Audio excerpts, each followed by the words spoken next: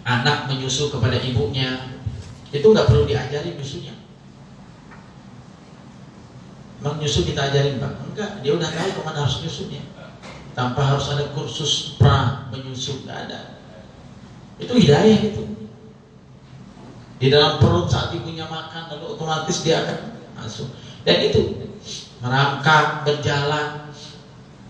Ya sesungguhnya setiap orang itu ada proses-prosesnya, dan itu bagian dari hidayah. Tapi ada hidayah khusus, menuju petunjuk Allah, menuju hidayah yang khusus yang Allah berikan kepada orang-orang yang khusus. Nah inilah yang kita minta kepada Allah Subhanahu wa ta'ala. Maka summa hada, Allah berikan petunjuk. Maka sambung, ini hanya sekedar review, karena ayat yang kita bahas ayat 52. Tapi kalau kita tidak ulang, takut nanti nggak nyambung pembahasannya. Qala fama balul qurunil ula. Ada keraguan dari Fir'aun kepada Nabi Musa. Lalu kalau engkau mengatakan Abu Zalim atau mengatakan Abu Sa'ad, lalu bagaimana dengan generasi-generasi sebelumku yang dulu?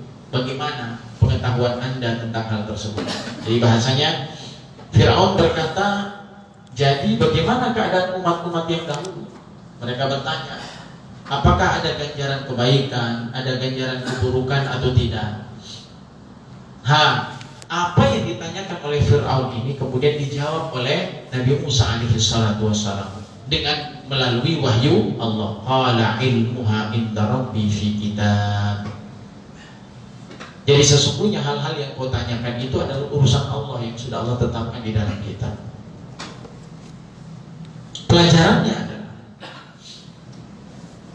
satu, pertanyaan Fir'aun ini sesungguhnya menunjukkan kelemahan dirinya.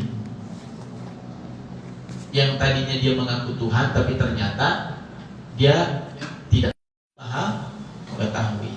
Ini menggugurkan keakuan dia sebagai Tuhan. Satu. Kedua, jika ada yang bertanya kepada kita hal-hal dai atau siapapun tentang hal yang gaib, maka katakan ilmuha indallah.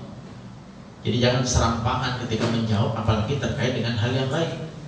Kalau urusan yang gaib itu Allah yang punya. Dan tidak penting untuk bertanya tentang hal-hal yang gaib. Ya